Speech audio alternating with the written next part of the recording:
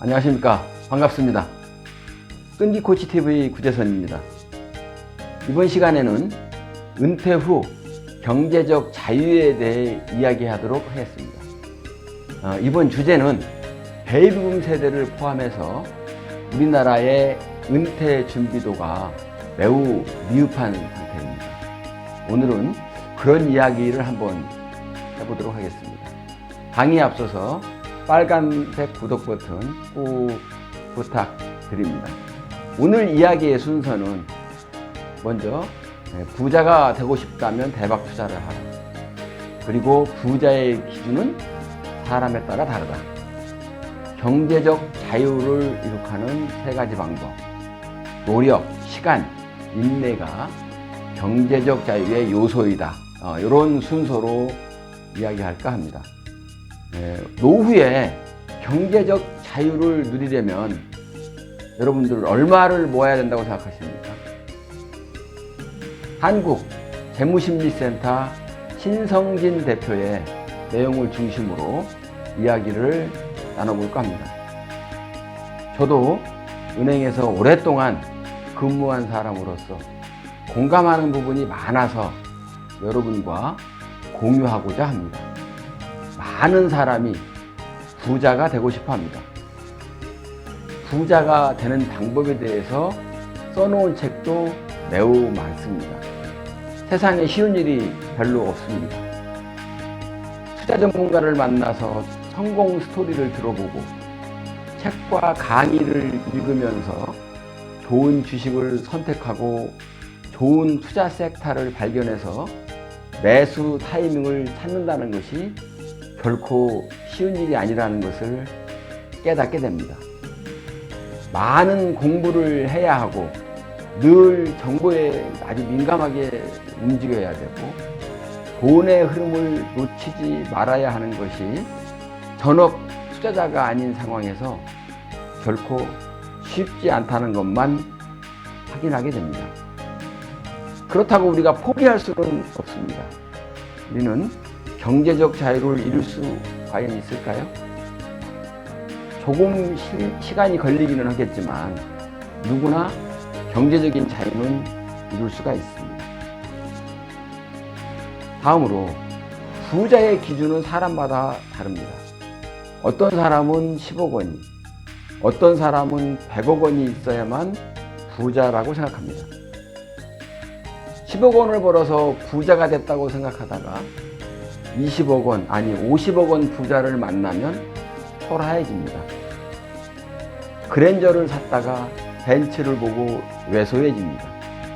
그래서 목표를 세우거나 꿈을 꿀 때 부자를 꿈꾸지 말고 경제적 자유를 기준 삼아야 한다는 말이 나오게 되는 것입니다. 우리가 경제적 자유 이렇게 얘기하면 저는 정의를 생계를 유지하기 위해서 돈을 더 많이 벌지 않아도 되는 상태. 예를 들어서 현재 한 달에 300만 원을 쓴다면 연간에 한 3,600만 원 정도. 한 달에 500만 원을 쓴다면 연간에 한 6천만 원 정도 수입이 필요하겠죠. 그 수입을 버는 것은 부동산 임대 수입일 수도 있고 주식 배당 받을 수도 있고 아니면 근로소득이나 또는 저작권 수입일 수도 있습니다. 항목이 어떤 것이든 간에 월 생활비를 감당할 수 있는 수입이 있다면 경제적인 자유를 이룬 셈이 되는 거예요. 자, 그렇다면 여러분들은 경제적 자유가 이루어졌나요? 조금 시간이 걸리기는 하지만 누구나 경제적인 자유를 이룰 수가 있습니다. 기막힌 아이템을 찾아서 사업을 하거나 대박 투자에 성공하지 않더라도 또 부유한 배우자를 만나지 않더라도 경제적인 자유는 이룰 수가 있다는 거죠. 자, 그렇다면 경제적인 자유를 이루는 세 가지 방법 한번 생각해 보겠습니다. 무슨 일이든지 간에 짧은 시간에 갑자기 하라면 늘 부작용이 생깁니다. 충분한 준비 없이 시작한 사업이 실패할 수도 있고 고수익을 꿈꾸는 무리한 투자에 실패해서 손실을 볼 수도 있습니다. 천천히 누구나 만들어갈 수 있는 방법을 한번 생각해 보도록 하죠. 평범한 가정을 상정해 보시죠. 이 가정의 수입은 월 400만 원입니다. 매월 400만 원 정도를 생활비로 쓰고 한 달에 한 100만 원씩 은행에 저축을 하고 있습니다. 이 가정이 경제적인 자유를 만들 수 있을까요? 할 수 있는 것이 있다면 무엇이 있을까요? 이 가정보다 수입이 훨씬 많은 가정도 있고 이 가정이 부러운 가정도 있을 겁니다. 뭐 나름 그냥 평범한 가정입니다. 이 가정이 경제적 자유를 이루겠다는 마음을 먹고 변화를 만들어낸다고 해봅시다.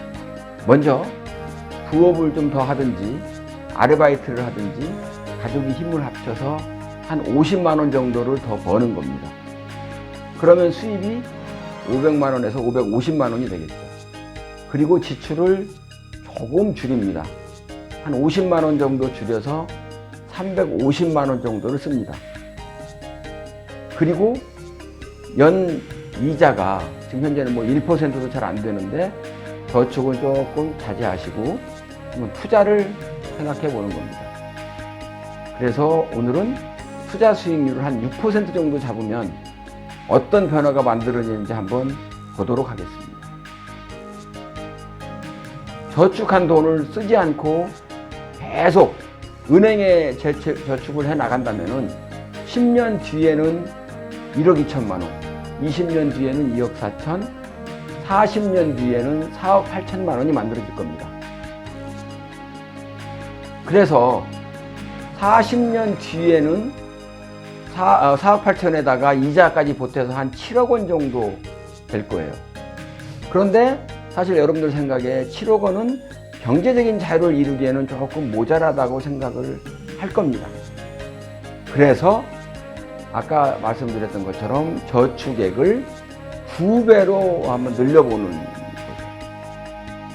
2배로 늘리게 되고 그러면서 조금 더 아껴서 저축을 하지 않고 투자로 연결해 보는 것은 어떨지 생각을 해보는 거예요. 그렇게 되면 6%로 투자했을 때 10년 뒤에는 3억 원, 20년 뒤에는 9억 원, 30년 뒤에는 20억 원이 되고 40년 뒤에는 40억 원이 좀 넘는 돈이 생깁니다. 시간이 좀 더 걸리기는 하겠지만 이 정도 돈이라면 우리가 경제적인 자유를 이룰 수가 있다고 생각합니다. 그래서 일단은 10년 뒤에 예를 들어서 1억 3천 이런 저축하는 것과 3억 2천만 원을 가지는 투자를 해서 3억 2천만 원을 가지는 것과는 벌써 차이가 나기 시작하죠. 30년 뒤에는 5억 정도밖에 안 되는 돈을 가진 사람하고 20억 원이 넘는 정도의 돈을 가지고 있는 사람하고는 삶이 달라지는 겁니다. 자, 그렇다면 이제 문제는 한 6% 정도의 수익을 할 수 있는 데다가 할 수 있느냐. 그래서 한번 3가지 포트폴리오 구성을 해봤습니다. 매년 같은 금액을 1980년도부터 40년 동안 계속 투자하면서 연 1회 리밸런싱이라고 하는 것은 운용하는 자산의 편입 비중을 재조정하는 그런 일을 말하는 거거든요. 그렇게 해서 한번 가정을 해봤습니다. 전액 미국 10년 만기 국채에 투자하면 6.8%가 나오고요. 10년 만기에다가 70%, 미국 대형주에 30%를 투자하면 8.5%가 나옵니다.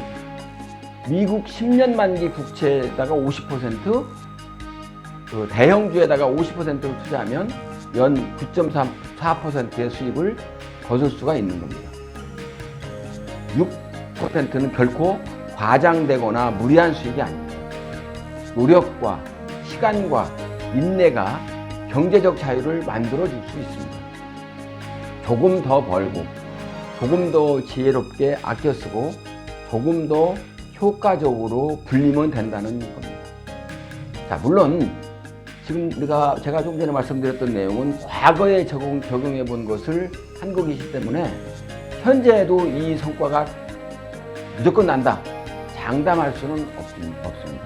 하지만 단기간에 주식시장에서 성과를 내려면은 실패하는 경우가 참 많은데, 또 원금까지 손실 볼 수도 있는데, 장기적으로 투자하게 되면 안정성을 추구하면서 투자하더라도 낮지 않은 수익, 현재 저금리 상황에서는 상상하기도 힘든 좋은 수익을 얻을 수 있다는 것을 알 수 있습니다.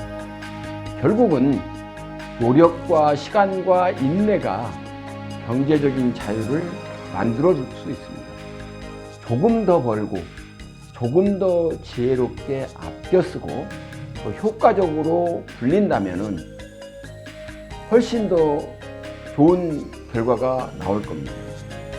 자, 우리가 이제 이럴 때 그런 거죠. 조금 더 벌려고 하면은 그 정도 조금 더 번다고 해서 인생이 달라지겠어? 또는 글쎄, 조금 더 아끼라고 해가지고 티끌 모아 태산이 된다고? 티끌은 훅 바람 한번 불면 다 날아가.